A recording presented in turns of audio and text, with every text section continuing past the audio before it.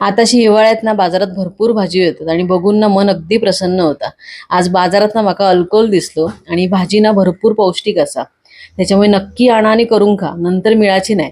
आणि अल्कोलची साला काढले, त्याचे फोडी करून घेतले बारीक असे, आणि आता तेल घेतले। तेल गरम झालं की त्याच्यामध्ये टाकले मोहरी, कढीपत्ता आणि हिंग। मग हे टाकले बारीक चिरलेलो कांदो, तो परतल्यानंतर टाकले टोमॅटो, मीठ आणि हळद आणि मालवणी मसालो व्यवस्थित परतल्यानंतर ना 2 चमचे भिजवलेली चणा डाळ टाकले आणि त्याच्यानंतर अल्कोहोल टाकले। भाजी व्यवस्थित परतून ना 2-3 मिनिटासाठी भाजी वाफेवर ठेवले। मग हे झाकण काढून ना अर्धो पेलो पाणी टाकले आणि 10 मिनिटासाठी ना वाफेवरती भाजी शिजवून घेतले। मग हे त्याच्यामध्ये 2 चमचे ना कांद्या खोबऱ्याचा वाटप टाकले आणि वाईस पाणी परत टाकले। मग जरा भाजी थपथपीत होई होती म्हणा।